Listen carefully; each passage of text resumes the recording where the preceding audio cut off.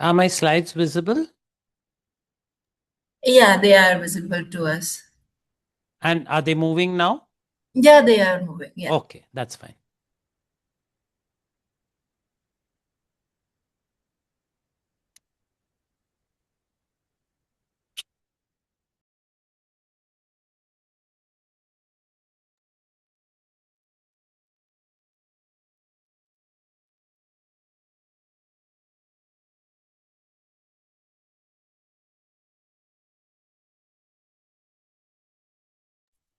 Yeah, my slides are visible, right? Yes, they are visible. And moving also? Yes, it's moving. Okay. That's fine.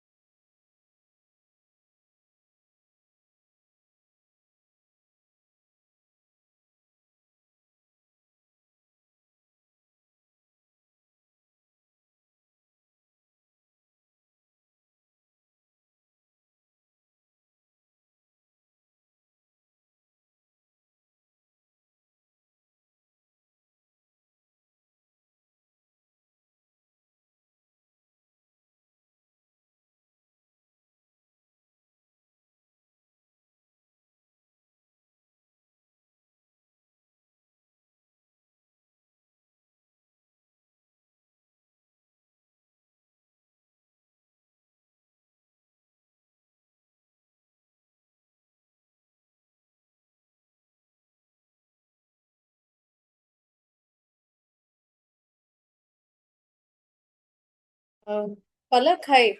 Hi. Anonymous. So I think Dr. Rajiv is taking little time. In case Dr. Rajiv doesn't join and Okay. chairpersons have joined, then just introduce the chairpersons. If any one of the chairperson is there, ask them to introduce Dr. Valentino, sir. He's already here. Otherwise, you introduce, okay? Dr. Valentino Lobo. Okay. In case they don't join, then you continue giving the introduction and then ask Dr. Valentino, sir, to present his presentation because he's our lead speaker today, right? Okay. Okay. Because he's already here. So in case after 7:30 also they don't join, so you start with the webinar, show their CVs, and then just introduce the chairperson if any one of them joins. Otherwise, you just tell about the chairpersons by yourself through the presentation, and then tell about Dr. Valentino. Okay. Okay. Good. We'll be starting session in few minutes. So.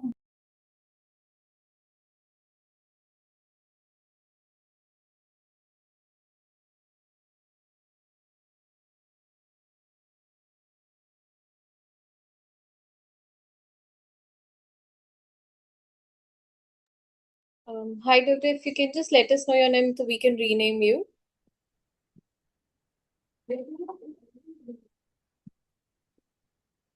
Please let us know your name so we can just rename you. Hello? Yes, hi, ma'am. Hello, audible? Yeah, I'm Yes. Dr. Arpita. Okay, ma'am, one of the chairperson, right, ma'am? Yes, right. Okay.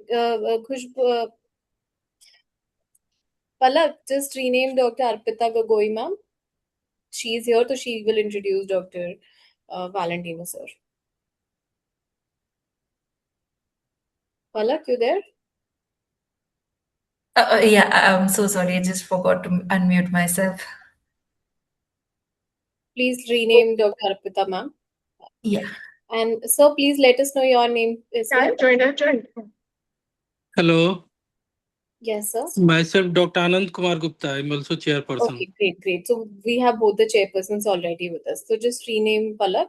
Yeah. So our flow would be that you start the session and introduce the chairpersons and ask the chairperson to introduce Dr. Valentino, sir. Okay? Okay. Great. So I think we'll start in 1 minute. At least let the audience start coming in at 7:30 exact. Okay? And then after 7:31 or 2, you start with the session. Okay.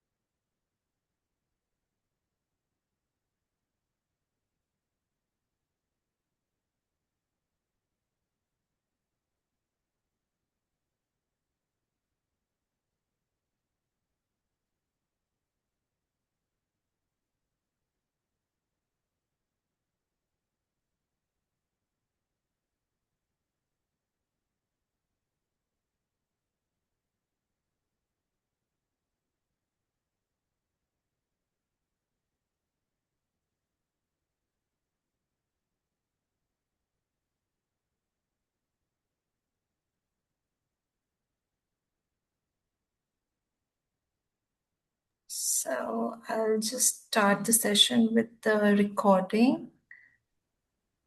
Yeah. I hope my screen is visible to everyone. Is my screen visible? If someone can just thank you. Good evening, everyone. I am Palak, Marketing Executive at Strand Life Sciences, and I am delighted to welcome you all to today's webinar on atypical HUS, complementary pathway disorder. At Strand Life Sciences, we are committed to advancing precision medicine through innovation, genomic testing, and bioinformatics solutions across oncology, rare diseases, women health, infectious disease, and consumer genomics. It's my privilege to introduce one of the both the chairperson for today's session. To begin with, we have Dr.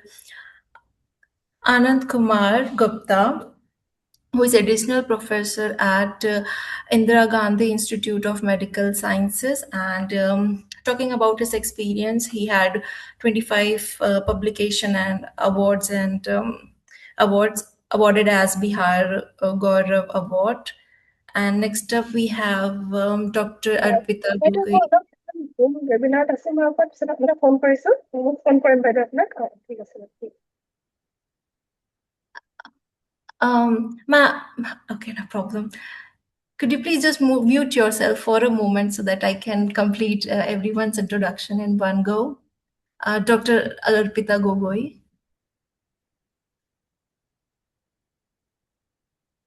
Okay, no problem. So next up, we have Dr. Arpita Gogoi with us for today's session as chairperson, who is professor and head department of pediatric, Assam Medical College and Hospital.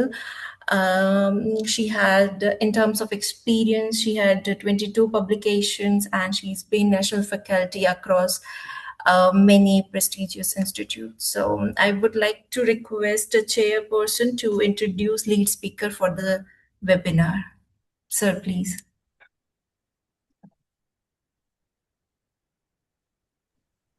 Good evening, everyone.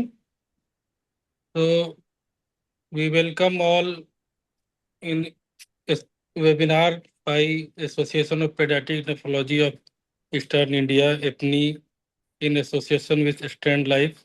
So we have first lecture followed by a panel discussion. So our first speaker is Dr. Valentino Lobo. He is consultant nephrologist at KEM Mumbai. Sir has vast experience in field of nephrology and especially about atypical HUS. So I invite Dr. Valentino sir for his deliveries. Please. Thank you, sir. I'm going to share my slides. Is it visible? Yes, sir, they are. Yes. Okay. Right. So thank you, Chairperson, and thank you, organizers, for inviting me to speak on something which has fascinated me for about 29 years now.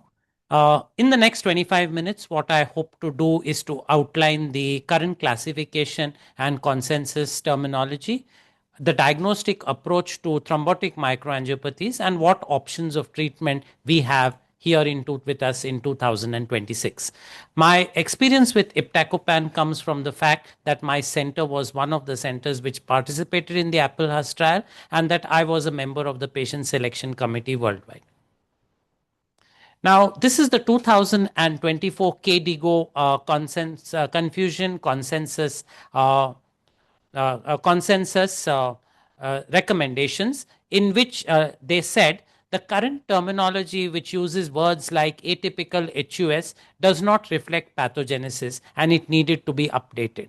They concluded that thrombotic microangiopathy would be more appropriate than atypical HUS, and wherever possible, one should add a qualifying term to indicate what the possible cause of the thrombotic microangiopathy could be. They realized that more than 90% of thrombotic microangiopathies are not complement associated, but rather a large number of them are associated with systemic disease and therefore secondary in nature, and that the current biomarker profiles available to us are not really able to distinguish very often between complement associated TMAs and secondary TMAs. Nevertheless, they gave us this classification in which the priority is recognizing a clinical syndrome which has acute kidney injury along with thrombocytopenia and microangiopathic hemolysis, defined by the presence of more than 1% of schistocytes on a peripheral blood smear. Once we have this clinical syndrome, we then look for causes, and as I said, a large number of secondary causes exist. They would include malignant hypertension associated thrombotic microangiopathy, pregnancy associated microangiopathic, hemopoietic stem cell transplant and solid organ transplant, cancer associated TMA, and infection associated TMAs. However, there exists a group of disorders in which none of these secondary causes can be identified, and if the pathogenesis is associated with alterations in the pathway of 1 Willebrand factor cleaving protease, either acquired or genetic disorders of the ADAMTS13, then the disorder is called thrombotic thrombocytopenic purpura. If, however, the disorder is associated with abnormalities in the alternative complement pathway, again either acquired or genetic, it is called complement associated TMA, and there is a recognition now that several other genetic disorders not involving the complement pathway may also produce the same clinical picture. In 2025, that's last year, the American Society of Hematology added further secondary causes to this, which included the catastrophic antiphospholipid syndrome, scleroderma renal crisis, disseminated intravascular coagulation, and mechanical shearing caused by prosthetic heart valves. I looked at 122 patients' data which was available to me, and I found that the largest number of patients whom I had treated with thrombotic microangiopathy were either presenting in the postpartum period or associated with vasculotoxic snake bite, a group which does not feature in either the KDIGO classification or the American Society of Hematology, but which has been reported from South India, Sri Lanka, and Australia. Now, this classification of 122 patients is, of course, not very accurate because anti-factor H antibody testing and genetic testing only became available to us in the last 10 to 12 years. And before that, a large number of the causes, we could not determine the exact etiology, but rather linked them with the setting in which we discovered these thrombotic microangiopathies. And it's only in the last 10 years that we have become more accurate with our etiologies. This is a diagnostic flowchart once again given by the KDIGO consensus, which tells us that there is a battery of tests that we require to do in order to rule out infection-associated thrombotic microangiopathy, autoimmune systemic disorders, vitamin deficiencies, drugs, and various other causes before we can zero down on a complement-associated thrombotic microangiopathy. Till today, there is no definite diagnostic test that enables us to confirm a complement-driven thrombotic microangiopathy, which leads to a diagnostic and therapeutic dilemma. We need to urgently initiate treatment, and that is the aim of screening and diagnosis, to identify patients who would either benefit from plasma exchange in TTP or complement inhibition in complement-associated thrombotic microangiopathy. Unfortunately, there is no diagnostic test. Primary complement-associated TMA is still a diagnosis of exclusion made principally by ruling out the other TMA syndromes and secondary causes. And what is essential is that prior to instituting any therapy, we ensure that blood is collected for ADAMTS13 activity, C3 levels, and anti-factor H antibodies, since these would be altered by plasma therapies. In 2025, the American Society of Hematology gave us a list of tests which we could use. Now, in order to diagnose or rule in or rule out complement-associated TMA, those which enable us to exclude the diagnosis include ADAMTS13 activity, the Shiga toxin enterotoxigenic E. coli, ANA, lupus anticoagulant, and importantly, times are changing. The medication history has been listed here as an investigation, with the University of Oklahoma maintaining a list of medications which are known to be associated with drug-induced thrombotic microangiopathy. Tests useful in a large number of cases, and especially prone, I think, for Indians and Asians, is the anti-factor H autoantibody assay. It's present in 10 to 20% of European cohorts, but up to 50% to 60% of Indian studies show that this is the commonest cause, at least in pediatric complement-associated thrombotic microangiopathy. Following this is the complement genetic panel, C3, C4 levels. There is a limited role for renal biopsies, but it's often helpful in patients with renal limited thrombotic microangiopathy and in prognosis. And the modified HAM test, the acidified serum test, is not yet been validated in large sample sets. Tests which are not so useful in making the diagnosis but in monitoring therapy include the CH50, total complement hemolytic activity, and AH50 tests, both of which are useful in monitoring the therapeutic efficacy of eculizumab. The CH50 comes low or undetectable with eculizumab, while the AH50 comes low with both eculizumab or ravulizumab therapy. And tests which are not so useful and anyway not easily available to us include soluble membrane attack complex and other fluid phase markers of complement activation.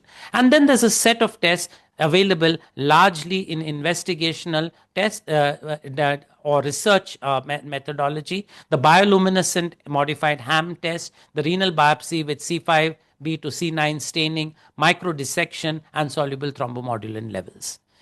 So what is available to us in my institute where I work are factor H levels, C3, C4 levels. We do the CH50 by ELISA. We were doing the AH50 assay also by ELISA, but Dr. Naik, our biochemist, recently switched over to using rabbit RBC hemolysis as the method of choice, and we find more consistent levels. The anti-factor H antibody assay, of course, we added about 2 years ago the flow cytometry for membrane cofactor protein expression on peripheral blood mononuclear cells.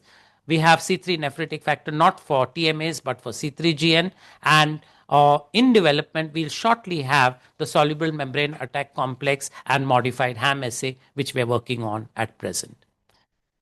When we decide to look at any tests from the complement pathway, there are those tests which measure the levels of particular complement components, and for these we require a plasma sample with EDTA, while for ADAM-TS we require a citrated plasma sample. When we want to measure complement activity assays like the CH50, AH50 and hemolytic, the SHIP RBC, the coral assay, what we require is clotted separated serum. Importantly, because in vitro activity can happen in both these, and this leads to falsely low values, these samples have to be aliquoted at the point of collection and transported and stored at -70 to -80 degrees, transported in dry ice, and as soon as they arrive in our lab, our biochemists are very particular because I have been forcing them to store multiple aliquots to avoid repeated freezing and thawing of the same samples. So this is what is required to be done to prepare a sample. Recently, Dr. Maria Agnes Dragonduri, who visited our unit about 6 months ago, suggested that a little trick that can be done is to use the EGTA samples even for the complement activity assays, since EGTA not only blocks the coagulation cascade, it also blocks the complement cascade and thereby preserves the activity in EDTA plasma rather than in serum, which has been separated and where tick over may occur if the sample is not adequately frozen. So to determine the cause of HUS, essential tests include those for infection, anti-factor H antibodies, CD46 expression on neutrophils, and ADMTS13 assay, while other patients may require a variety of other assays to determine the cause and to rule out or rule in other causes. The stool gastrointestinal panels from BioFire and QIAstat are very useful since they identify the genes responsible for Shiga toxin producing E. coli as well as Shigella, and thereby, since about 10% of children and about 20% of adults do not have a preceding diarrheal history, but can still be TMA can still be caused by either of these strains. This assay on the stool is very useful for ruling in or ruling out a Shiga toxin like cause for the TMA. This is a patient who came to us. His disease started in 2023 October, and when he came to us and was admitted in April 2024, he was dialysis dependent with anemia and thrombocytopenia, and he had not responded to 3 weeks of plasma exchange. What we did was a flow cytometry on his peripheral blood mononuclear cells. This is the assay as it looks. We get the result in about 4 hours. On the right hand corner of my screen, what you can see is the MFI of the patient's sample, and it is peaking at 18.27, whereas 10 healthy controls which were simultaneously analyzed show values anything between 347 to 630, very similar to what has also been reported from the All India Institute of Medical Sciences. So this patient has such a low to undetectable level that he almost certainly has a homozygous variant which is preventing any expression of CD46 on peripheral blood cells. And this was confirmed by the genetic analysis. The whole exome sequencing showed us that he had a homozygous splice site mutation C287.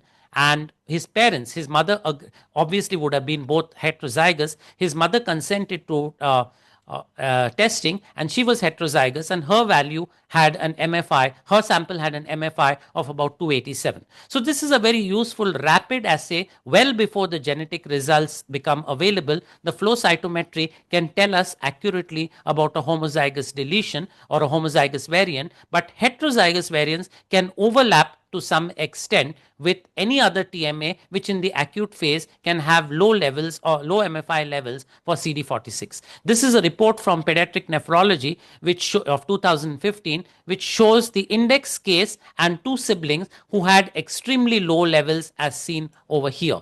So the MFIs are undetectable, and several other members of the patient's family who were asymptomatic had heterozygous levels which were about 50% lower than those of the normal controls.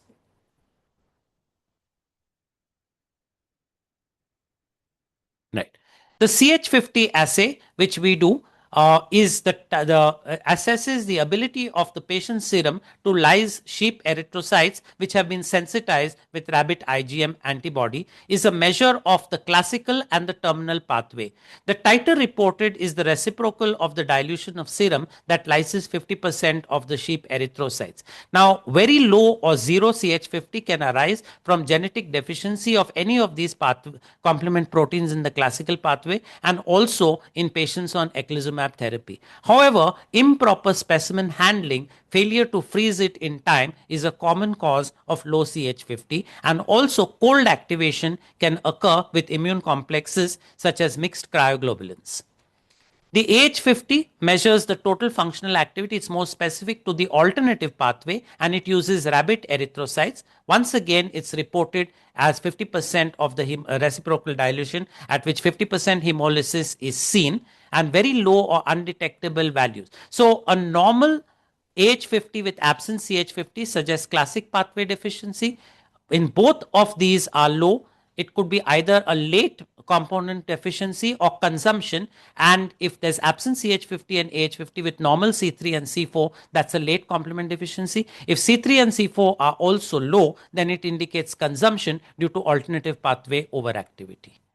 The anti-factor H antibody ELISA, which we standardized our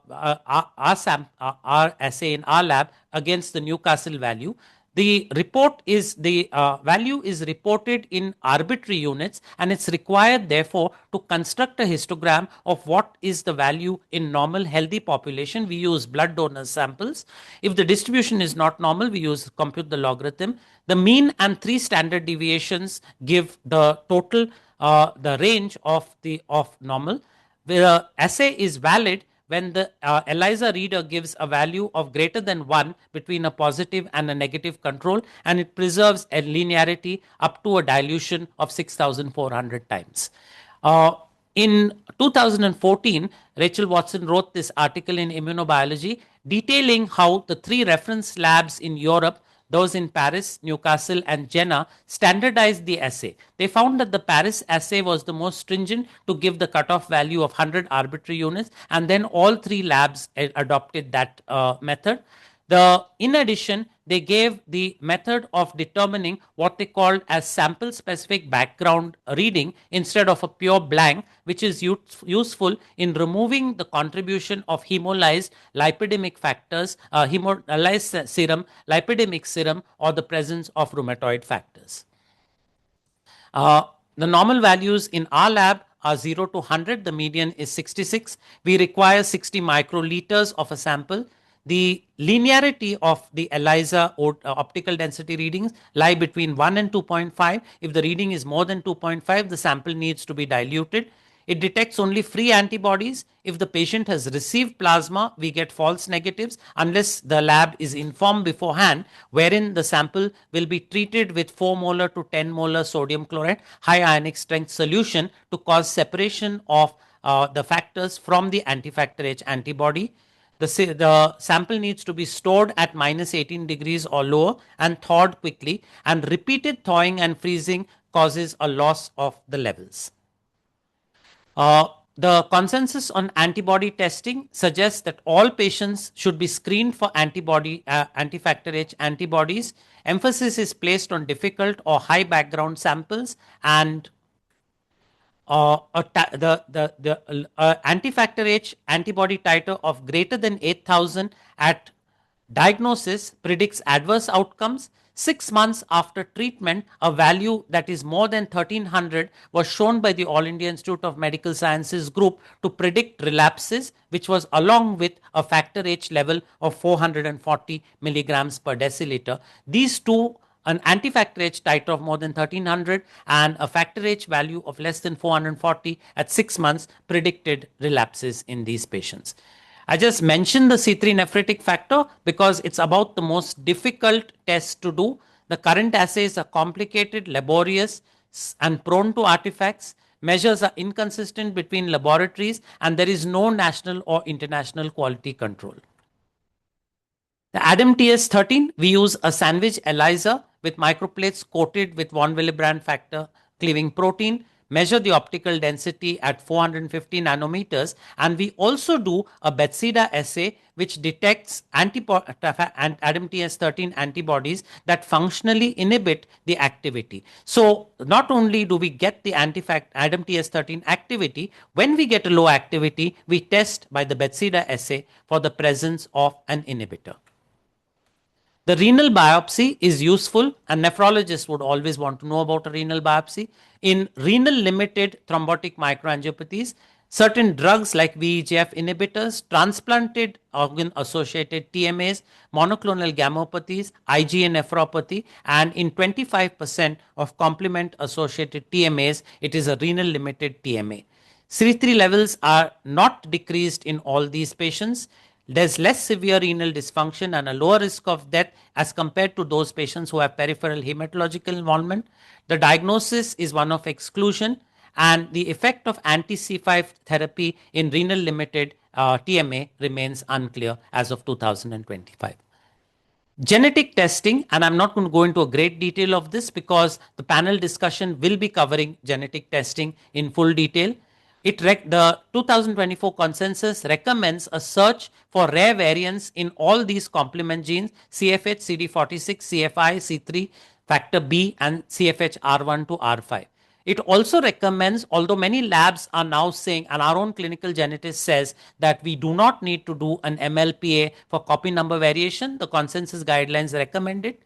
Additional genes, non-complement genes, include DAGKE, thrombomodulin, and inverted formin, in which some and sequencing of the ADAM TS13 gene.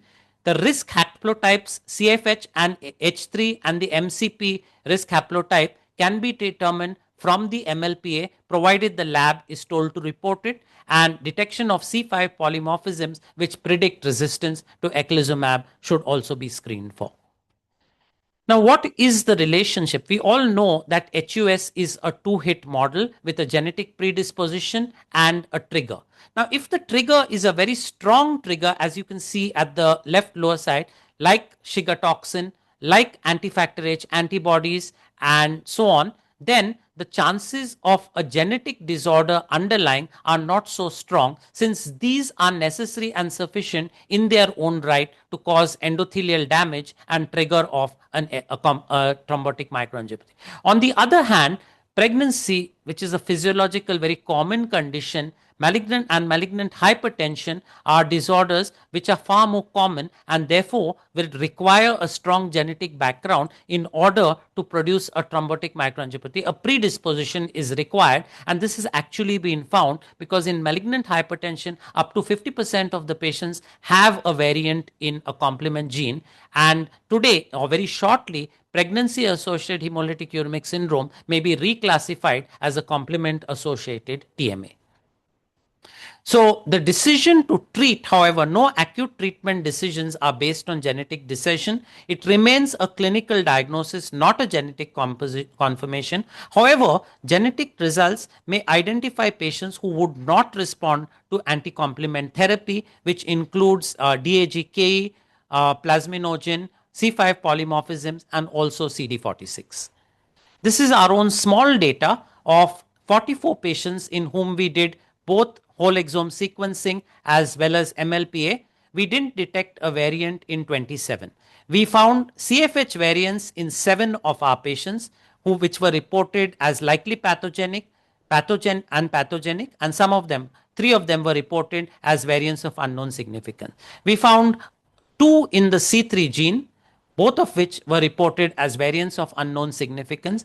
We had 1 in the MCP gene, the case I showed you, which was homozygous, 4 in ADAMTS13, of which 3 were pathogenic, 2 in DAGKE, and we found 2 patients with inverted Forman gene variants, which has only been reported in 1 other report from the Newcastle lab.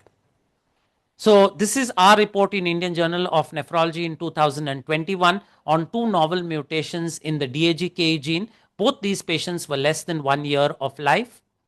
And this is the first report of a hybrid gene which was associated with a duplication, a heterozygous duplication of exon 23 on the of CFH, along with a heterozygous deletion of exon 6 on CFH-R1. And this is how it looked. You can see the 1.5 times height of the capillary electrophoretrogram on exon 23 and a 50% reduction in exon 6 of CFH-R1.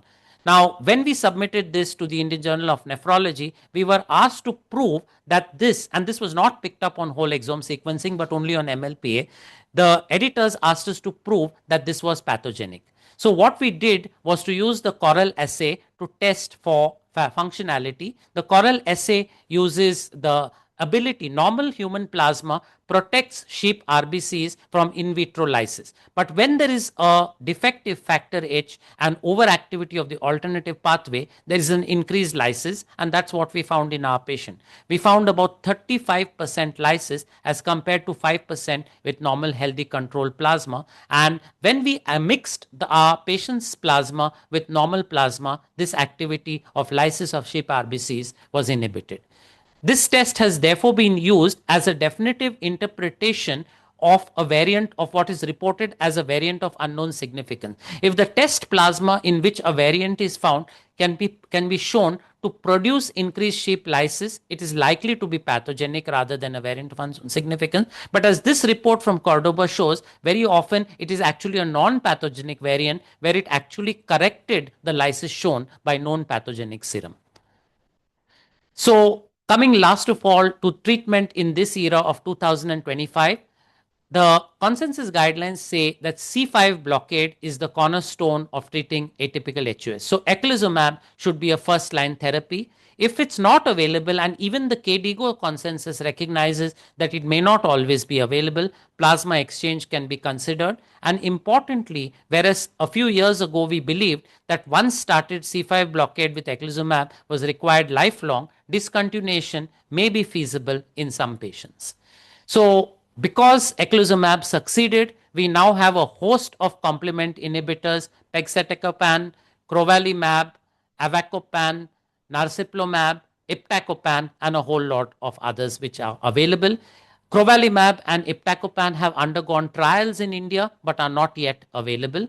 So this is the standard of care. However, in Indian patients, unlike the European patients, 50% of Indian pediatric patients will have their disease caused by anti-factor H antibodies. And these patients may respond equally well to plasma exchange. And so the 2019 guideline from the Indian Society of Pediatric Nephrology recommends eculizumab where there is lack of remission despite 7 to 10 days of plasma exchange, life-threatening features, complications due to plasma exchange, or inherited defects in addition to this.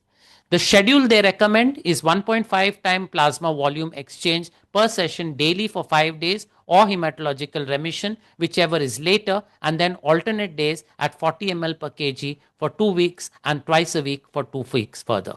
They recommend monitoring the anti-factor H titers, especially at the time of discontinuing plasma exchange, and they do not recommend immunosuppressive medications without confirming the presence of anti-factor H antibodies and monitoring for 12 to 24 months because relapses have been shown, as I said, to correspond with antibody titers. This is the data which supports these recommendations. More than 80% 5-year renal survival in patients who received combined plasma exchange and maintenance immunosuppression, whereas for patients who did not receive treatment, the 5-year survival is less than 40%. And that's the AIM study. Now, in 2024, a mixed cohort from SGPGI Lucknow of adults and pediatric patients showed that they replicated the AIMS results, showing that up to 8 years, the survivals were much better for plasma exchange treated anti-factor H antibody positive versus anti-factor H antibody negative patients. Patient survivals were not significantly different, but renal survivals were. And that led to this editorial which accompanied this study, which called anti-factor H antibody hemolytic uremic syndrome a disease which needs make in India treatment, and therefore plasma exchange and immunosuppression may be this make in India treatment. Despite this, there are several papers in 2024 which decried the use of plasma exchange, and one small study reported in March 2024 reported on 11 patients treated with eculizumab and suggested that eculizumab is superior and maybe should replace plasma exchange in patients with anti-factor H antibody disease as well, while a paper in October 2024 suggested that even TTP should no longer be treated with plasma exchange but rather with capivasertib. In the commentary written on that paper, and this was written by Dr. Bagga from All India Institute of Medical Sciences, what they pointed out is that the pediatric study was very small, the one reported in 2024. As compared to this, the data from the All India Institute of Medical Sciences is probably as large as almost all the other studies in the world put together. 436 patients. Patients treated with plasma exchange had severe disease, were dialysis dependent in more than 70%, had neurological manifestation, yet PLEX was associated with a rapid fall in anti-factor H antibody titers and hematological remission within 7 days compared to 40 days with eculizumab. So PLEX and immunosuppression may still have a role in this disorder, and even patients who are treated with eculizumab may not be able to withdraw the eculizumab if other immunosuppressive medications to prevent antibody rebound are not used. The recommendations for treatment: adult patients should receive 900 milligrams once a week for 4 weeks and then 1200 milligrams every 15 days, while a weight-based dosing has been recommended at the same frequencies in children from 5 kilos to more than 40 kg. The effect of eculizumab is this. In a complete cohort, which were not treated with eculizumab, the 5-year survival is about 40% and it doubles to 78% in patients treated with eculizumab. This is most marked in patients who have variants in CFH and CFI, where it is almost 5 times higher when eculizumab. The survivals of renal survivals are absolutely dismal when not treated with eculizumab and excellent when treated with eculizumab. As compared to that, with CD46 variants, it's a mild disease and there's not much difference in patients treated with eculizumab or not treated with eculizumab, and it's not used in complement factor B and DAG variant HUS. The crovalimab has undergone 2 trials in India, the commute adult trial and the commute pediatric trial. I hope we'll be seeing the results of this soon. And the aHUS trial was a trial which used iptacopan, the only oral drug available for complement inhibition today. It's an anti-factor B, it's a factor B inhibitor, and the aim was to recruit 50 patients. Now, the sponsor Novartis stopped the trial at 27 patients last year because of a slow recruitment rate. These were the inclusion and exclusion criteria in the trial. 9 patients were recruited from India, and in fact, India reached the target of patients faster than any other country in the world.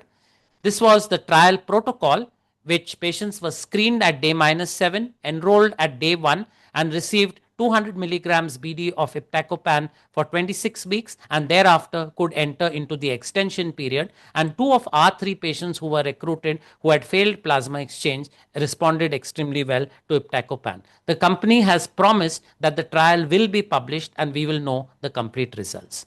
So where are we today? To summarize, in the treatment of TMA in the era of complement inhibition, In secondary forms, we still do not know, as there are no high quality trials, despite the fact that, as I said, 50% of patients who present with malignant hypertension and TMA have an underlying genetic variant. More than 90% of thrombotic microangiopathies in clinical practice are secondary, maybe not so in reference centers. I don't think I see 90% or more of secondary. I see more complement associated.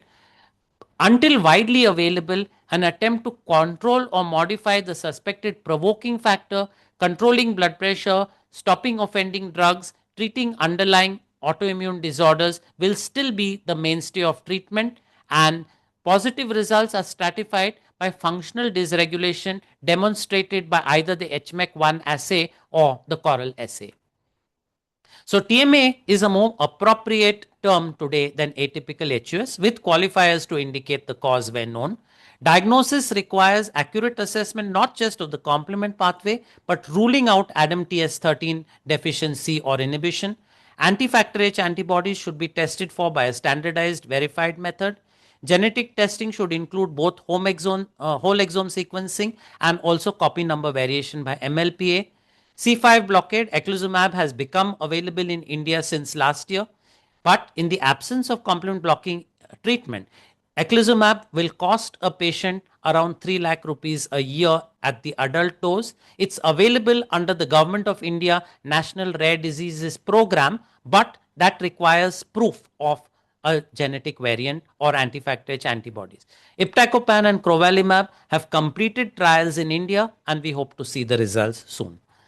I would end by acknowledging that my biochemistry department, the serology department, the department of pathology, which does the flow cytometry, and my medical genetist to whom I turn when I require help. Thank you. Thank you, sir, for your excellent deliberation. And in the era of eculizumab availability, we must test for genetic etiology. And as message by Dr. Rajiv in the chat box, you must have seen the recent meta-analysis. So eculizumab has better efficacy in both trials, and probably in coming years we are heading towards eculizumab as become the treatment of choice. So if any participant has question or can put on chat box, or we will move to our next session on that is on panel discussion.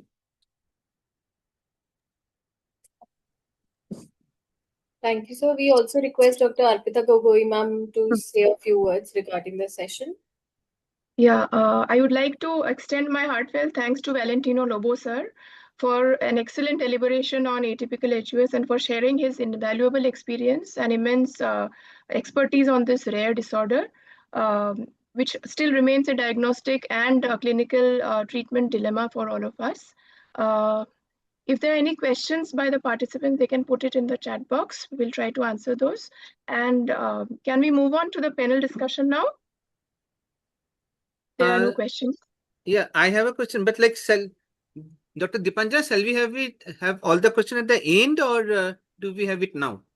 I think we can have one or two questions at this point, sir, and then we can then move on to the next section. So this one is for Dr. Lobo. Like, and I have also put up on in the chat box also. If we look at the meta-analysis, all of them are saying that even for factor H antibody, eculizumab seems to have a better long-term outcome in the kidney point of view in pediatric. So if so, and if we have a family who says that money is not a limit and you give whatever is best for my child, what would you advise for? Keeping in mind that eculizumab in this sort of situation might be a short term. Like my idea is that you use eculizumab to quickly block the activity, and then you can use the plasmapheresis for removal and rituximab, cyclophosphamide steroid for stopping the production of further antibody. Yeah. So, Rajiv, the second part of your question is easier to answer. Yes, if there is no monetary Yes. And even there are a couple of my pediatric nephrology colleagues in the department have transferred a couple of patients with anti-factor H to KEM Mumbai, which can give them eculizumab under the National Rare Diseases Program. So we do have patients who are receiving eculizumab. The people who did the crovalimab trial in children told us that there's nothing like crovalimab. You remove the difficulties of vascular access, the complications.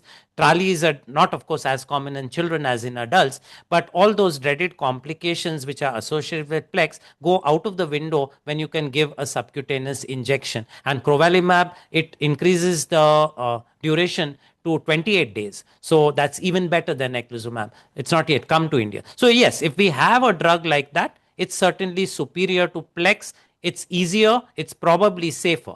And as you rightly said, for a short period of time till the other immunosuppression is required. I don't know whether I haven't read the meta-analysis and I'll certainly do so. But as I said, the largest number of patients reported with plex come from India. 436 patients is probably as much as all the European cohorts put together. So I don't know which studies they included. I promise I'll go back and look at that. I did show you the commentary written after Ferry's study, which was published in March 2024, Pediatric Nephrology, and the commentary which was written by Priyanka Khandelwal and Dr. Bagga, where they pointed out that the response to plex appeared to be faster, that in 7 days you got hematological remission as compared to 40 days with eculizumab. So which is faster? I'm not sure. Even if you look at the 2016 guideline from Chantal Laurier, International Society of Pediatric Nephrology, even they said if the patient is in ICU, has seizures, encephalopathy, and life-threatening conditions, plex may still be preferred to eculizumab, though the 2024 KDIGO has reversed that. And they say use eculizumab for life-threatening. So when they looked at this meta-analysis, it was very interesting, and I will email it to you. It was very recently published, I think early 2026 or late 2025. When they looked at the meta-analysis, what they found was the hematological response was faster, but the long-term kidney outcome seems to be better with eculizumab. Yeah. Very surprising. True. So yeah, we'll have to look, and we'll also have to see which studies and which follow-ups were taken. So as I said, I hadn't come across it. I'll definitely go and read that. And one more thing is that when you use eculizumab, the titers may not fall. It's not required for the titers. So what do you monitor will become another issue. Because with eculizumab blocking the terminal pathway, it's not required that the antibody titers fall. So what does one monitor becomes the issue, and when do you stop? Sir, there is one question in chat box. What is the percentage of adult TMA having anti-factor H antibody? In my own experience, about 20%. The SGPGI study, which is reported in 2024 October Indian Journal of Nephrology, says 57%. And since the pediatric studies show 56% and this shows 57, it's almost exactly the same value. So there are obviously places in India where anti-factor H antibodies are equally rampant in adults as in children. But what I've seen is about 20%. So now we can move on panel discussion. Yeah.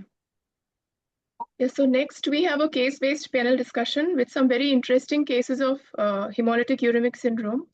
For this panel discussion, it is my privilege and honor to introduce Dr. Satish Balan sir, who is a senior consultant nephrologist at Thiruvananthapuram, Kerala. Sir has got numerous publications to his credit, and he is also the chairperson for many international nephrology organizations. Sir, may I request you to start the panel discussion by introducing the panelists for the discussion? Yeah, thank you. Yes, my panel consists of Valentin Lobo himself and Dr. Arpita Roy Chowdhury. Everyone knows Dr. Arpita. Arpita is also the previous president of the ISOT.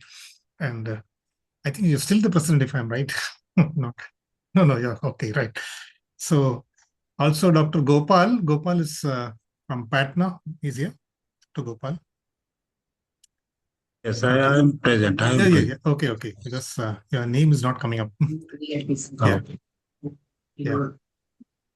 And I think Dr. Naik was here from KEM. Valentin, is he here?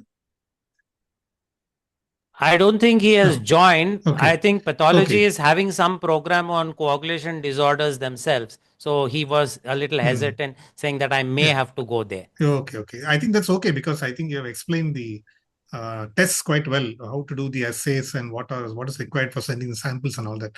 So that part has been covered. So we'll do other parts of the case. So with that, I think we'll go ahead to the panel discussion.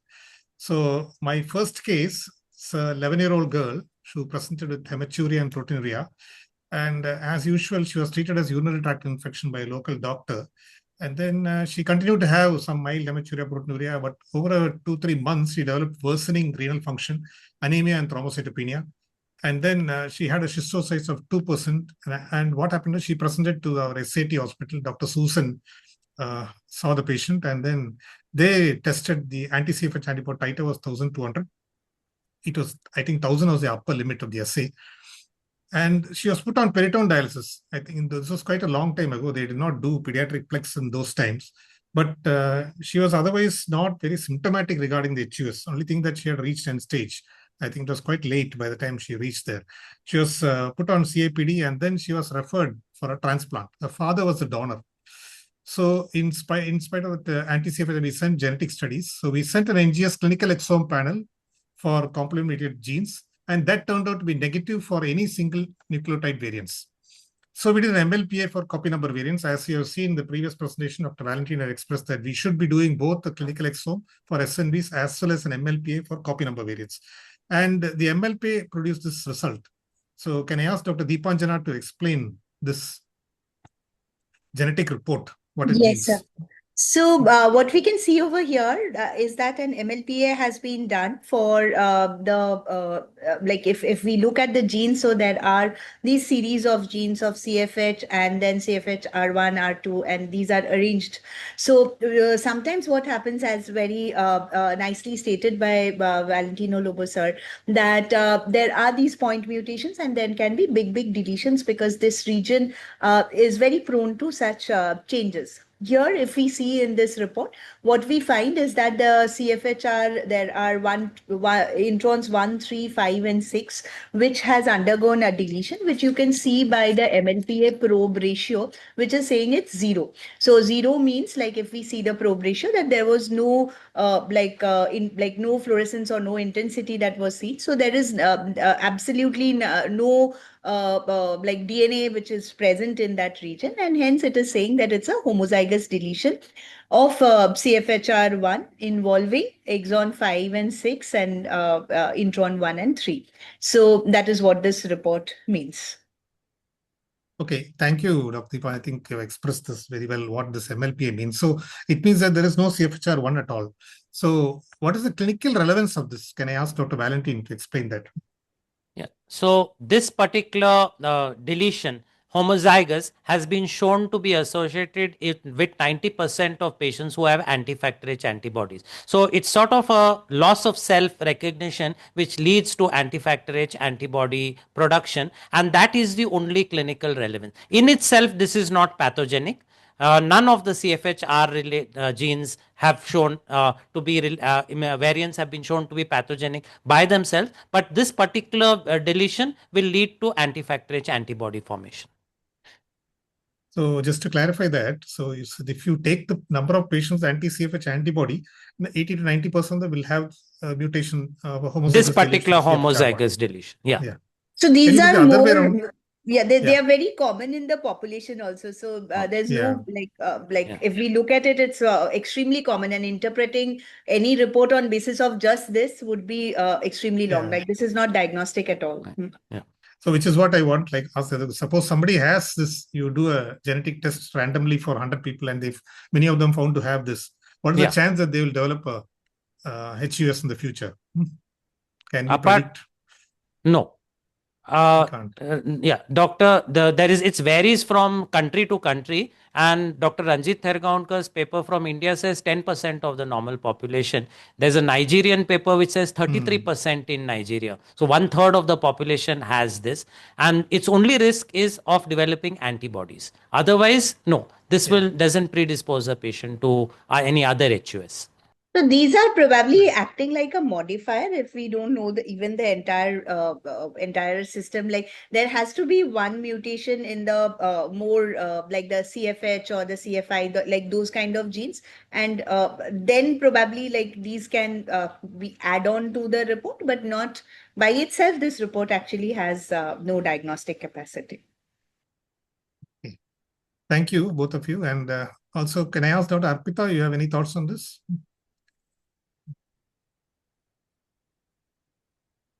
Ma'am, you are on mute. Yeah. So I echo the same thing that you people were discussing, that these are very commonly found in our population. Might be one study has shown it to be 10%, in some other large may show some other number, but it when it is associated with other CFH mutation or the autoantibodies are produced, then only they can be really pathognomonic. Yes. Thank you. Thank you. So just some other things I wanted to ask. I think Deepanjana, would you do whole genome sequencing instead of doing both a CNV and SNV test if cost is not an issue? Would it replace? So I wouldn't still say that it will replace it, because interpreting these reports are very difficult as far as what we say. But yes, if I have a very nice lab, a standard lab, it's not whole genome, but I would further add, we would probably like to do a long read whole genome. Yes. So why I am saying that is because that there are a number of structural variants over there apart from the CNVs, and this particular region is extremely complex. So yes, doing a test like an exome and an MLPA, it might be solved with a long read whole genome sequencing, which is what the world is moving to right now. But let us understand this also, that if we find something over there, we need another test to confirm what we are seeing. And in that case, we probably would have to again do an MLPA to confirm what we are seeing. Yeah. Okay. Actually, so finally, it all comes down. So I think you have to do an MLPA anyway in this. Because I had problem because I was doing both SNV and CNV as I do a whole exome as well as MLPA. But recently we have genetics department, and the geneticist said that we only need to SNV assay. I think Dr. Valentino was saying the same thing about his own genetics. Yeah, my genetist also says that, but the recommendations are what Dr. Deepanjana and you said, we need to do both. Both, yes. Yeah.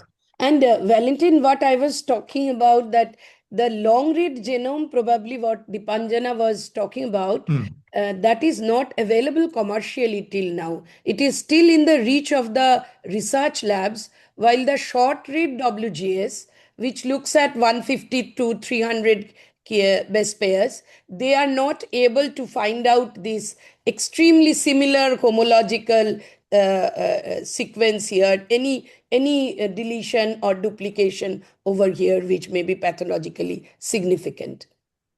Yeah, I agree. Yes, agreed. So the long read whole genome sequencing is done in India. Like if you see CDFD, or there are certain labs in Hyderabad which are actually doing long read, but these are all on research basis. Like there is another lab called Illumina is providing some support with uncoded. But right now, as a commercial lab, we have nothing. Like there's no long read, and just doing a whole genome sequencing will not solve this this complexity of the region. We need a long read for this. Okay, I think that's very clear that we still need a whole exome sequencing for SNV analysis, and you need an MLP or some other test for a CNV analysis if you are going to do a genetic test for a TMA at this point of time until newer technologies take over. So right now we don't see those newer technologies coming in the immediate future, but maybe in 3 or 4 years' time it may come. So I think we'll go on to just one more report similar to this. I'm not putting the case, but you can see this is a very common finding, which you find in many of the reports, and I find a lot of people asking me about this. So it's a CFHR3, CFHR1. It's a heterozygous deletion. And these are the exons 1, 2, 3, 4, 6, and intron 4. And again, CFHR1, 3 exons. So this is a very common finding. Dr. Arpita, do you have anything to say about this one? No, ultimately, if this report will not tell me that this patient has a genetic predisposition to atypical HUS. Yes. Okay, right. I think same as that. Valentin, you agree with that, no? Same thing. I agree fully. In fact, the heterozygous is even commoner than homozygous in the general population. It is one of the most common things. If you do these tests, this is one of the most common findings which you will get. Yeah. So that's what I wanted to emphasize here, because this is a very common finding. Many of us will be doing genetic tests for people with complement disorders, and you'll finally end up with this report. This report means that it's just present, it's there in the normal population. The incidence is the same whether it is in the complement disease population or whether it's the normal population. So therefore, it doesn't really mean anything. Or it's not really pathogenic. And just to why this occurs like that, why you have a CFHR3, CFHR1 heterozygous deletions, because the genes are arranged close to each other. So you can see CFHR, the sequence occurs where factor H is here, the gene for factor H, the gene for CFHR3, then CFHR1. So you can get a combined deletion of CFHR3, CFHR1, or you can get a deletion of CFHR1, CFHR4 also, which is there, which can be in the population. But you will not get CFHR3, CFHR5 or something in combination because they are so far away from each other. So just to emphasize that. So I think we'll go on to case number 2. Yes. So a 19-year-old boy, he presented fever and sore throat and followed by rapidly progressive renal failure. Again, he was found to have anemia, low platelets and schistocytes, 3%. Anti-CFH antibody was negative. So while we were waiting for the antibody, we did 6 sessions of plex and renal function completely normalized. And 4 years after that, he went for a tour. Actually, he was just going for a tour with his college mates. And then he was in Rajasthan. He developed an episode of diarrhea. And again, the diarrhea recovered, but then he developed again an episode of HUS. He was in a small town somewhere, and then he flew back to my hospital, and then we treated him. But he recovered without any plex this time, though he had HUS and a mild renal dysfunction, creatinine went up to 2 and all. So this was 4 years after the initial episode. But when he went back into the history, at 2 years of age, he had a documented HUS treated at CMC Vellore. So this was the age of 3 years, sorry. He completely recovered from that. And they did not do plex at that time because, again, it was such a long time, plex was not available in those days, I think. He completely recovered, no further episodes. And currently he has got minimal proteinuria. I've been following him for after the last episode, we have been following another 3 years now. He has only minimal proteinuria. He's on telmisartan 40 milligram daily. But genetic studies were done. And you can see that he had both these genetic studies. So this is a SNV study, the whole exome sequence, and there was no problem in that. And the MLPA was also reported as normal. So they said these probes here which show abnormality were probably, they had duplicate probes which actually showed that these were not common. So can you just elaborate on that, Dr. Deepanjana? Yeah, so when we do an MLPA, so around the regions, we have a lot of probes. So they are overlapping probes. So we don't interpret it just by looking at one probe. We will also look at it by interpreting the probes which are overlapping and which are around that particular region. So if you see the first one, which shows a dip, so that is my probe ratio 1, where all the black dots are. And here I can see that one probe is down. So this can be due to allele dropouts. That can also be due to, that region not amplifying due to an assay failure or something. But you can see the overlapping probes which are by the side, they are above 1. And that is absolutely fine with us. Now, if you see on the other side, there's these 2 which also show absolutely 0. But you see the probes beside it has sort of, they are showing those signals. So we don't interpret the entire concept is these regions are very complicated, and sometimes there can be, while amplification, there can be things like allele dropout, or there can be simple assay failure for those particular probes. We don't base a deletion on basis of one probe. So if all these were down, if all these black dots were also below that 0.5 mark or 0, then we would have said that this region probably considered as a deletion. Or if this was too way above that 1 point, then we would have said it's a duplication. Right now, this report as it stands, this is just an assay failure for those 2 regions, maybe an allele dropout. Okay, thank you for that, because I had to have a discussion on genetic, and then I found out that they had mentioned all this in an addendum in the genetic report. So you have to read the whole genetic report and not just the final conclusion. Or have a geneticist in your team. Yeah, definitely. And if you have any doubts, always discuss with the geneticist, either in your team, or if you don't have a team with the geneticist, just discuss with the lab which is issuing the report. They'll be able to help. So, again, I would like to ask Dr. Valentine, what diagnosis can we offer this boy? Now, he had 3 episodes of documented HUS, but the genetics is negative, anti-CFH is negative. Yeah.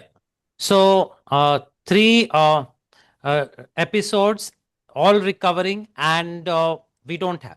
Now, if we look at all series across the world, 50 to 60% you get a genetic mutation, and that is changing. There are more and more genes being added to the panel, which when we had Illumina TrueSight 2, which was being used for NGS, we had some 4,800 genes, and DAGK was not included in that. So today, with whole exome sequencing, exomes of all the genes are being done, but we still don't know whether there must be a lot of variants which will ultimately, in the analysis at the end of the information technology analysis, may not be reported, since they have never been reported to be associated with HUS. So KDIGO says that this is the group in whom, if your patient ever were to require a transplant, they would say this has a moderate risk of recurrence where you don't have a genetic disorder. Whereas if you have a genetic disorder in which it's very well known that either there is no recurrence or there is a very high risk of recurrence, they would report it, they would give you that guideline. When you don't have anything, it goes as moderate risk, since there may be factors which we still don't know as yet. For instance, we have a patient who had been treated at Wadia Children's Hospital for recurrent episodes, each time associated with anti-factor H antibody, but he progressed each time, and at the age of 19 he was end-stage renal disease, wanted a transplant. So we did a whole exome sequencing despite the fact that it appeared to be anti-factor, and we found an inverted formin 2 mutation. So the number of genes that are added on besides complement are increasing. Plasminogen, thrombomodulin, inverted formin, so many others, and there may be more in the future. Does our panel include all of that? All of these are questions to answer. And if we still find nothing, moderate risk of recurrence if this patient went to transplant. Yes. So, Valentine, I have one question for you. Looking at the clinical picture that Dr. Balan has offered, we were thinking that it might be, we were expecting that would be a CD46 mutation, that might be a milder disease. So is it possible that we have missed in our report the point mutations that we are expected to see in NGS? Dipanjana or Valentine? I think Dr. Dipanjana can answer that better than me. But as far as I know, CD46 is picked up pretty well by NGS. It is actually very well covered as far as the NGS is concerned. But yes, there can be these very, very rare deep intronic variants, etc., which you can miss, which is true for any gene, like when you do a whole exome sequencing. But otherwise, it is very well covered. Like the coverage is quite good. Okay. If I look at the depth coverage also, it was, I think it was 30x depth or something that they mentioned in the SNV screen. And then they included the inverted formin gene also in that panel which they had. So it was there. Right. Yes. So, yeah. Yes, it mentions that inverted and just one more thing, that the second episode that he had, we did the anti-CFH antibody again, and it was negative that time also. So it was consistently negative for antibodies. What were you asking, Dr. Arpita? I was asking just, I was asking for CD46, and then I told that, yes, it has been mentioned that point mutations on INF2 also is picked up by NGS. Yeah, it was there in the NGS panel. That was also there. Yes, that is also included. Yeah. So we were supposed to pick up that also if it is there. Yeah. Now, the question which I want all of the panelists to look up, 2 things. One, how will you follow up this patient? What will you tell them? What are the risk factors that he has for future episode HUS? Because he's now worried because he wants to go abroad to study and all those things. And what will, if he develops some infection, some problem there, what will happen to him? Somebody will take a long time to diagnose, etc. So that is one of the issues. And second thing is, if he reaches end-stage renal disease, I don't think he will. I hope he will not. But what would you be planned for him? So may I pick up the question? Yeah, sure. So, with recurrent episodes of HUS, I think he will need a very close follow up with the blood parameters, and he should be taught about the triggers, and he should be counseled to avoid those triggers as much as possible. And even with minimal sign of those triggers, he should attend the physician and carry a booklet with him that what had happened to him, what treatments he responded to. And also, by these recurrent episodes, as people are moving gradually, progressive renal failure, the people might be having the hypertension brand and the proteinuria related brand that can be taken care of by supportive ones. And the genetic panel may help to stratify that what risk he is bearing. For this case, we have no such guide. So, other than very close follow up and taking care of the of development of even minute rise of creatinine, rise of proteinuria, which might indicate the baseline progression activity of CKD. We must manage that and should teach him about the triggers, particularly developing hypertension. We are finding malignant hypertension with young people. They are very rapidly progressing to and very rapidly progressing to ESRD. And sometimes we do find some genetic things when we biopsy those, look at the genetics of those sort of rapid progression of renal failure, sorrow CKD patients. Yeah, thank you, Dr. Arpita. I think more common sense approach is what we need. Dr. Gopal, you have anything to say on this? Dr. Gopal is here. He needs to unmute. Yeah, Dr. Gopal. Yes, we are not here. So, Dr. Valentine, can you speak about the other one for the transplant question?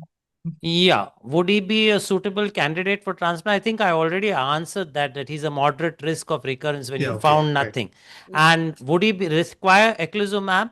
Guidelines at present say that in the absence of antibodies or a complement related variant, no. I doubt even if he would get eculizumab, whether, and that's not only in India. Even I have patients who've come to me who have been treated in Europe, but the cost of that drug is so high that all of them want some form of proof before they would give eculizumab to a patient. And a patient who doesn't have a genetic variant or antibodies, maybe in many parts of the world, he would find it difficult to get hold of the drug. Sir, sorry, sir. I have this one question over here. Like in most of the cases, we would get a genetic negative for atypical HUS. Like this I'm asking because of the very fact that this particular point when we are saying in the COE it has to have a genetic diagnosis. Then 80% of the patients will be left out. Like, is there any way, like any other pointers can be added for the drug so that we can improve at least the uptake of the drug? Yeah. So I think the other things, if we cannot find a genetic, but if we can find evidence that there is alternate complement pathway overactivity with the serological assays, with the Correl assay, with the modified Hams test. Now, none of these, because many of them are still experimental, that HMEC1 assay, these are still experimental, and in research labs, they haven't come into guidelines for therapy, but perhaps in the future they will. I agree fully with what you are saying, that there are patients in whom we don't have a genetic variant, we don't have anti-factor antibodies, but we have other supporting evidence that there is complement consumption or overactivity. But as of now, they don't form guidelines, and ultimately someone has to pay for this drug. So whether it's insurance, whether it's government, they all want well-established proof before they would use an experiment. And that's not only in India, that's even in other countries. Okay, sir. Thank you, sir. I think Dr. Rajiv has something to say also. Rajiv? Yeah, just to say that in UK, this child will this person will definitely merit eculizumab pedi-transplant, and then maybe after some time wean it off. That is the current. sort of a standard?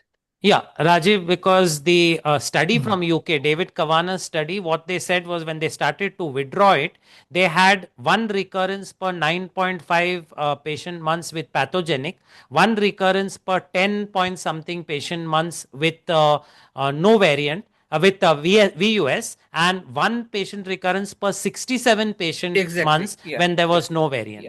But since like transplant kidney is very important, that's why most probably it would merit eculizumab and then pinito.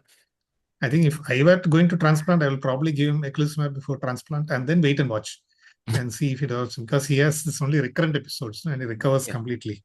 So anyway, we'll go on to the next case. Oh, I'm missing a slide. Anyway, this is a 19-year-old girl. She presented with actually 2 episodes of HUS. The first episode was after she had got married recently and her husband was going abroad, and so she was taking OCPs, and then she developed HUS. We did some 10 sessions of Plex and she recovered completely. Then 2 months later, she developed COVID. That was during the COVID period 2020.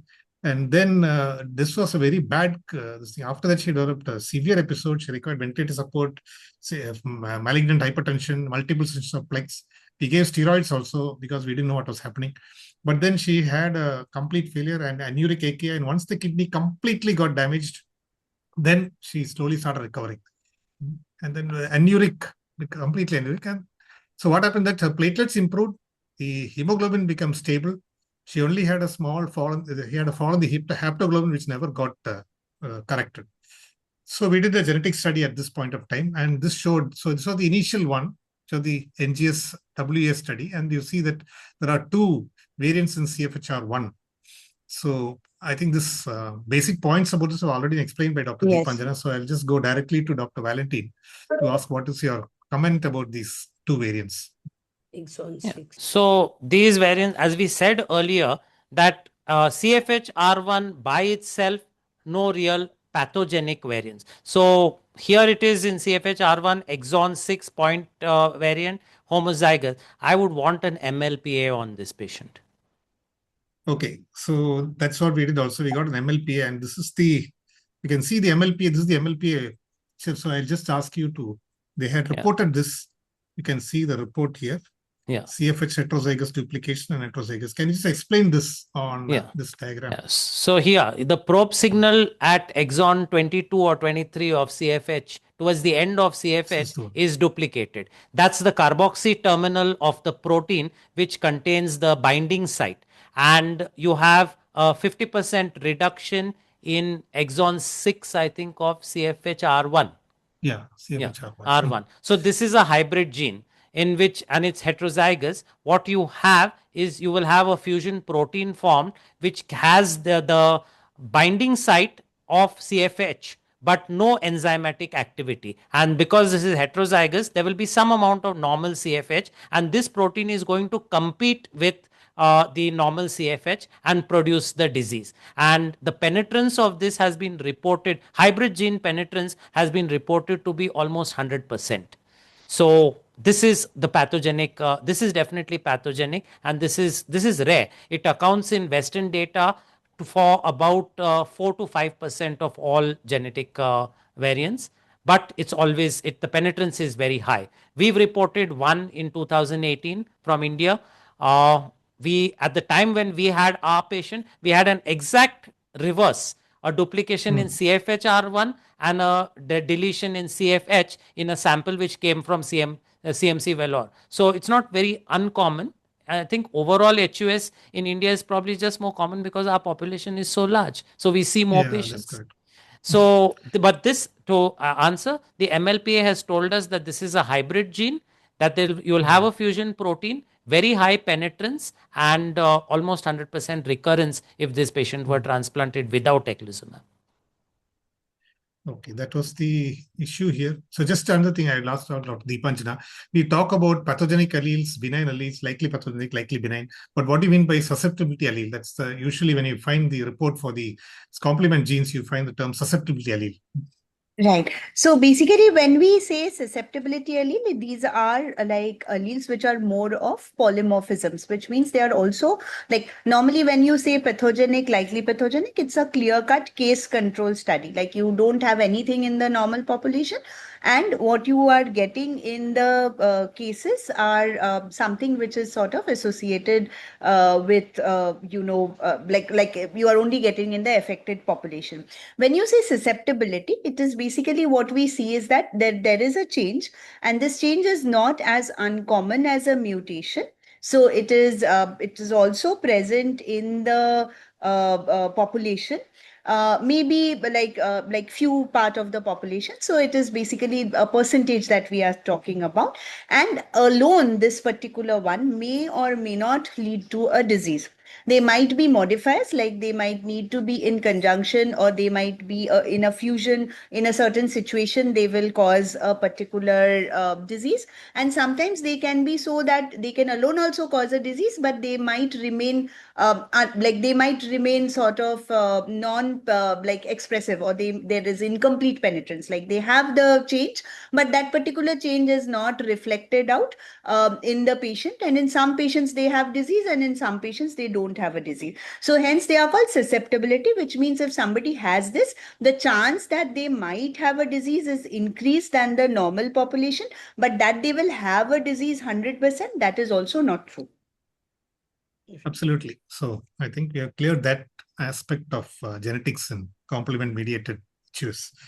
So just to have an update on this girl, what happened to her was very tragic, because if I had this disease in 2020, after that she was on dialysis regularly, and dialysis was not an easy matter because we had to keep her dry weight very precise. And immediately, even if she went about 2 kilos above dry weight, she was developed severe hypertension. And one of the episodes of hypertension, she had a IC bleed. We had to put her on ventilator, and she was there in the ICU for about a month. But she came out completely normal after that. She probably recovered. Last year, she underwent a deceased donor liver kidney transplant, because we thought that was the ideal thing for her. So within 1 day after transplant, the creatinine was 1 milligram. Urine output was excellent. The hemoglobin was normal. Haptoglobin was normal. There was no platelet count was normal. Everything was normal. But what happened to her was that the liver allograft had a primary non-function. So we could not get her retransplanted in time, and she died finally. So after 5 years of struggle, it was a tragic ending. Dr. Satish, even if you have a successful liver put on and the kidney is functioning, probably you will hardly be able to think of transplant without eculizumab in this. We gave eculizumab prior to transplant. Yes, so yes. That was, Exon 22 is, before transplant, and even after transplant, she will need eculizumab. Ma'am, the liver will produce normal CFH. The transplanted liver. Yes, yes. If the liver is there, then there will be CFH. Yes. Sorry. So liver didn't function, but if liver doesn't function, the patient will not survive. Yeah, she didn't survive. That's the problem. Yes. Very sad. Liver will produce CFH. Yes. So it's the last case. This is more of a genetic study than anything else. It's a 58-year-old lady. She's actually a Maldivian lady. She presented tiredness, mild anemia, creatinine 2.5, no significant urinary findings, and echogenic kidneys. Renal biopsy, you can see that there is no features of HUS at all. It shows glomerular sclerosis with IFTA around 25%. So more of a chronic tubular interstitial nephritis picture. But she had a strong family history in 2 brothers and 1 sister. All of them had CKD. Her parents were normal. So therefore, we did a genetic study, and then you find this report. So you can see this report here, CFH gene, and it was reported as a VUS, uncertain significance. So Dr. Valentin, can you comment on this? Yeah. So uncertain significance, it's located in exon 9. And exon 9 variants have not largely been reported to be associated with HUS. They are mostly variants at the carboxy terminal where they are concentrated. That's exon 20 to 23. So this would be reported as a variant of unknown significance. If I had a further doubt, I would do the coral assay in this patient to look whether there is a functional deficiency of factor H by the ability of the plasma to either protect sheep RBCs from lysis or produce more lysis.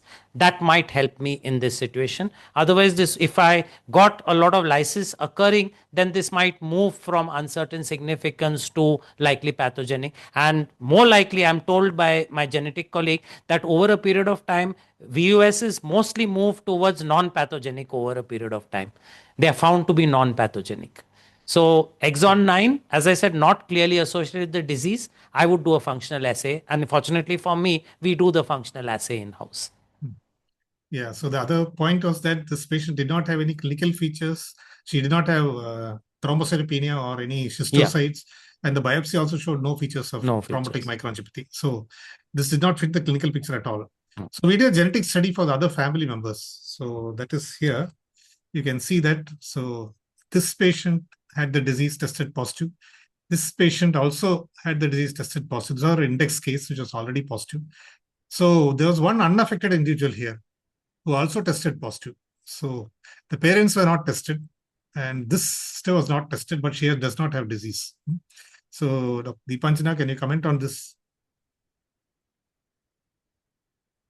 You're muted. Yeah. Sorry. So again, as Dr. Lobo very nicely said that, there are mutational hotspots. The way we would try to interpret this is that whether, there is a clear-cut SEMG criteria, and this region does not fit the criteria for sure. It is a VOUS.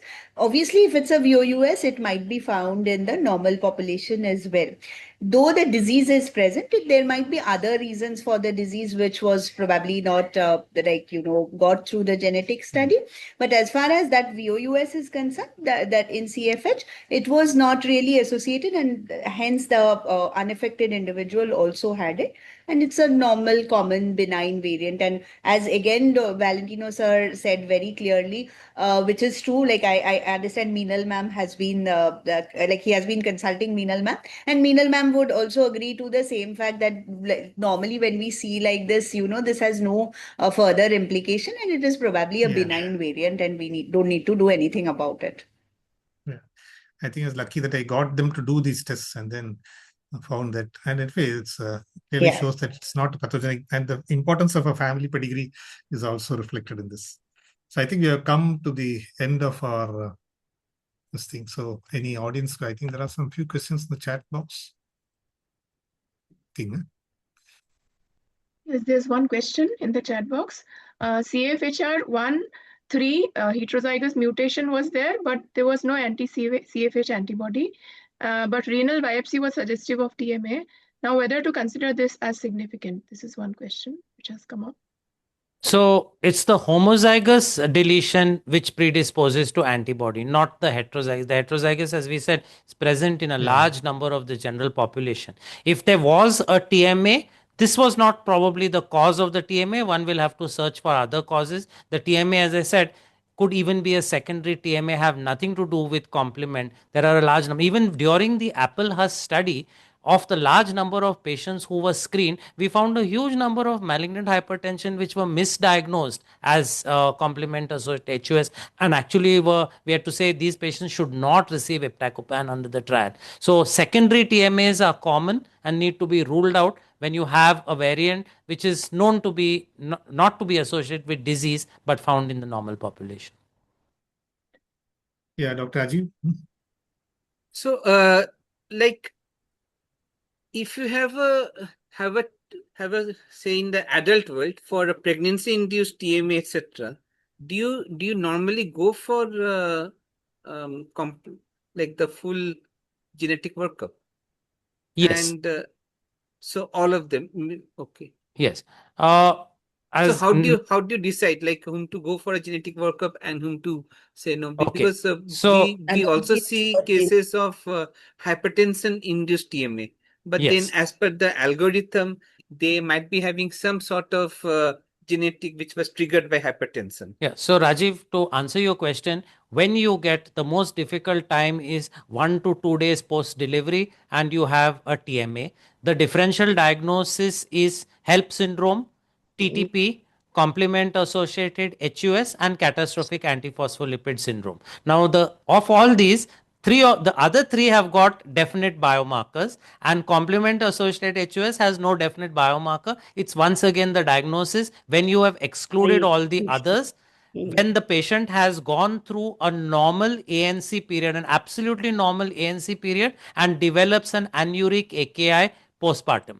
That's one of the clinical features which is strong. I wasn't doing genetic workup at diagnosis earlier. I would do anti-factor H antibodies, ADAMTS13, SFLT, PL, placental growth factor, because these would tell me what I could treat with and what not. Now that complement inhibitors are become available in India and the patient should be given, especially a postpartum, a trial of it, they might get them, they would definitely get them, I think, under the National Rare Diseases Program. If we could prove it, I would do a full genetic, whole exome as well as a copy number variation in these patients. I absolutely agree with that. Brilliant. Yeah. I think there is a question has been posted. There is a lot of overlap. There is Valentin, I found lot of overlap of these conditions also. Suppose there is help-like feature, but ultimately it came to be a genetic positive aHUS. That is, it is not a very clear-cut distinction of everything. That the help-like feature cannot have a CMTMA.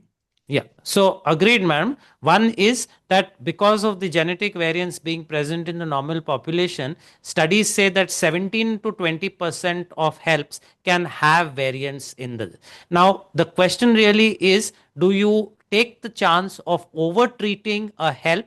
In that, as I said, that crucial period is 1 week post delivery. If it's a HELP, by 1 week, the patient is going to improve completely. But if it's an HUS, the patient might have irreversible renal failure with cortical necrosis by 1 week. Yes. So you should probably treat with complement inhibitors. And if you subsequently found that it's a HELP, withdraw the thing, the complement inhibitor, rather than not treat. The Oklahoma TTP-HUS registry had reported this, and they said that in those days the complement inhibitors were not available. That was an early report, I think 2008, that they used to treat with plasma exchange and then withdraw the plasma exchange if the patient was found to be a HELP syndrome. Absolutely, Valentin, in absence of complement inhibitors available with me, so long I have treated them with Plex. I have started treating them with Plex, and if they recovered if they are only HELP, they recovered by end of 7 days, then Plex was withdrawn.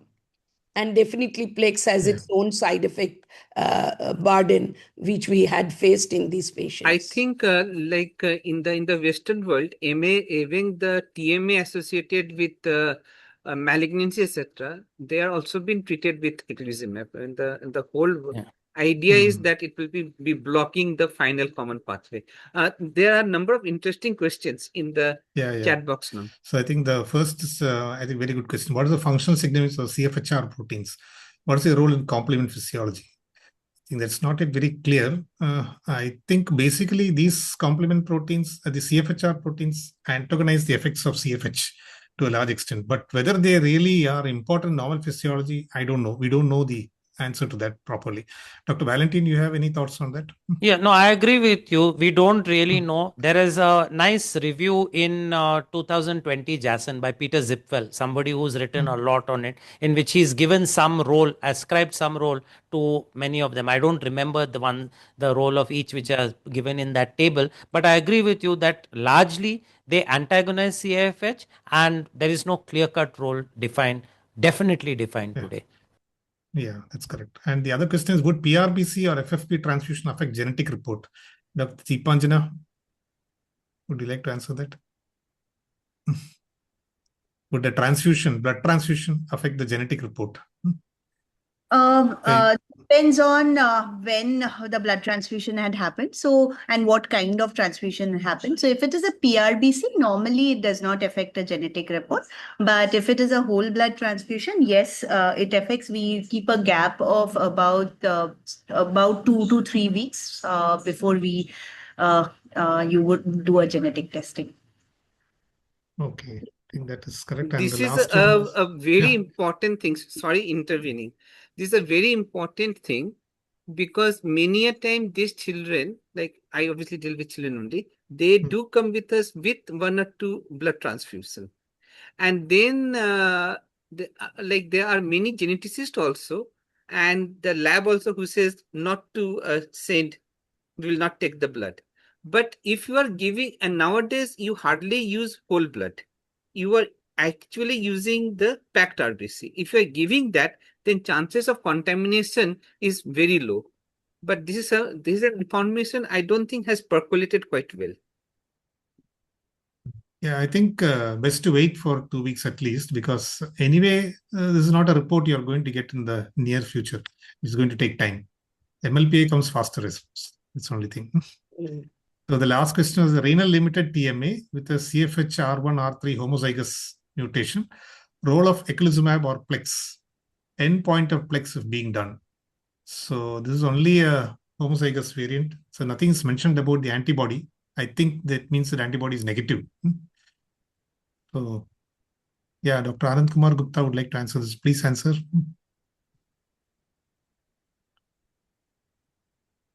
Dr. Anand Kumar is here. Yeah, he's there in the panel. You want to answer this question, Dr. Anand?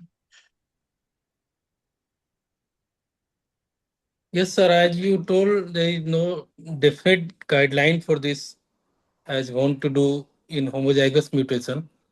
But we need to know the antibody level in this. Yeah, we need to know.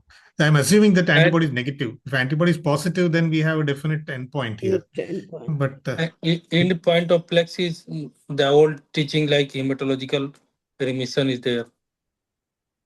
Absolutely. I think we wait for anemia to improve, thrombocytopenia, but that is not there. No? It's only a renal limited TMA. Renal limited. So here is a difficult thing, because renal limited TMA, there is no definite genetic variant. So I think we can give a Plex. What I would do in this case, if eculizumab available, I will definitely try eculizumab. I think if it's a complement mediated, if I have evidence to say it's a complement mediated, then in that case, probably if it is working, then probably we can continue. We can always try it and see. I have a question to Valentin. Valentin, sorry, I joined a little late. I missed that slide. That serology, serology will give us report of the complement factors. One, it's suppose the MAC or CFH level or other complement factors. Do we get reports faster than the static reports? Yes, ma'am. We anti-factor H antibodies we give you within 24 to 48 hours of the sample arriving in our lab. Anti-factor H we were sending, so we know. Yes, other the complements which are not available with us. CH50, AH50 within again 48 hours. CFH levels 3 to 4 days. CD46 expression 4 hours is the turnaround time. So same day. The only thing is we need over there, we need an EDTA sample which must not be bumped up and down. The cell should not be destroyed when it arrives, because flow cytometry, we've got to get the cells. So it has to be a sample which arrives with the cells in a good condition. 4 hours is the turnaround time. In fact, Dr. Mayuri Swami is very anxious to get samples for that and to run those CD46 assays. Which other? SMAC we are working on. We don't know as yet, but when I went through the literature, the American Society of Hematology 2025 guidelines say that it's a test which is not useful. That the SMAC levels can be raised in a lot of other conditions, including sepsis and bacterial endocarditis and various other things. So how useful is it going to be outside of research? We'll let you know where we should get it running in a couple of months from now. CFH I mentioned, anti-factors, CH50, H50, those are the ones we do. Adam TS13, again 24 hours. Yes, that I know, because I am now sending regularly Adam TS13 assays in the postpartum AKIs. So have we run out of time, or can we take one more question? No, we are very royally run out of time. Okay.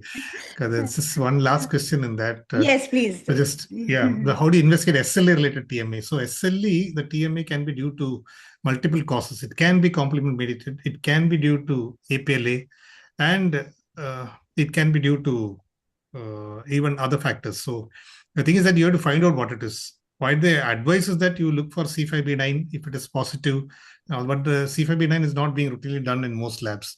So I think what you can do is, if there is no evidence of APLA, probably you can go for eculizumab upfront. But in the 2025 guidelines on lupus by the KDIGO, they have a very beautiful flow chart on algorithm on how you can do that. I suggest you read that. It's very useful. Thank you. And thanks to all my chairpersons and my panelists for a wonderful panel discussion. Thank you. Thank you, sir. Thank you so much. Thank you, sir, for nice panel discussion, and hope we made some point clear for our attendee on this rare but slightly complicated disease and yet to be understood completely. So I think it will be very useful for them. So thank you, Balan sir and Valentino sir, Rajiv sir, Dipandana ma'am, and over to Strand Live people, or we can even end the session. Hope to meet next week. Thank you. Thank you very much. Thank you. Thank you, and good night. Thank you. Thank you and good night, to everyone. the members for joining, and thank you for the lovely audience who were there with us till the end of this session. We request, if you have any further questions, you can just email, and we will surely send your questions to the faculty members, and they might come back to you in the next session when we have now. Thank you. Yeah, just to mention, our next session is again in 2 weeks. And please stay tuned, and we will be back with more nephrogenetics. Thank you. Thank you so much. Thank you so Thank you. much. Good night. Good night. Good night.